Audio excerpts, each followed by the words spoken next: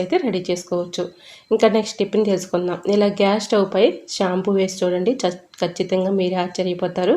ఈ అద్భుతమైన టిప్ తెలుసుకునే ముందు చిన్న రిక్వెస్ట్ అండి, ఫస్ట్ టైం మన ఛానల్ ఎవరైనా చూస్తుంటే ప్లీజ్ అండి ప్రీవియస్ వీడియో చూసి మీకు నచ్చితే ఛానల్ని సబ్స్క్రైబ్ చేసుకోండి.